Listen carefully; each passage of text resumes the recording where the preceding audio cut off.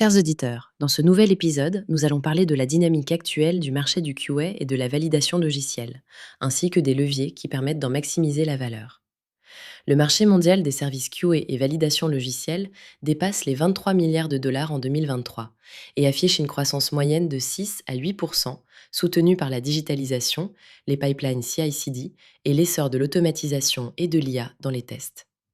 En Europe et en France, d'ici 2026, le paysage est à la croisée des chemins entre l'industrialisation des services, l'intégration technologique et les contraintes réglementaires liées à l'AI Act, au RGPD et à la cybersécurité. Cette dynamique crée une fenêtre de tir pour les vendeurs sur 2025 à 2027, portée par des consolidations et des fonds spécialisés dans les services hybrides. Le profil des acheteurs est double.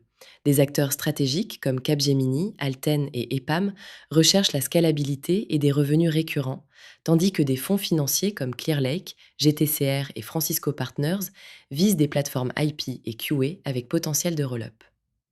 Les Family Office et les MBO/MBI complètent le tableau. Les conditions de transaction exigent parfois le maintien du management pendant 12 à 24 mois et prévoient un LBO majoritaire avec crédit vendeur. Pour préparer l'entreprise, 6 à 12 mois avant la cession, il faut clarifier la gouvernance, formaliser le relais managérial et sécuriser un comité de pilotage. Côté chiffres, viser une part de revenus récurrents supérieure à 60%, diversifier les contrats pluriannuels et optimiser le mix entre services managés et IP internalisés. Le processus de vente est structuré.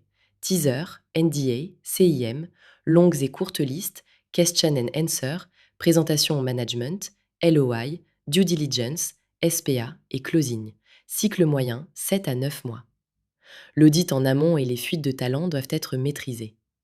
Les risques incluent la dépendance au fondateur, la marge sous tension, la conformité AI Act et le besoin de planifier le BFR et le CAPEX.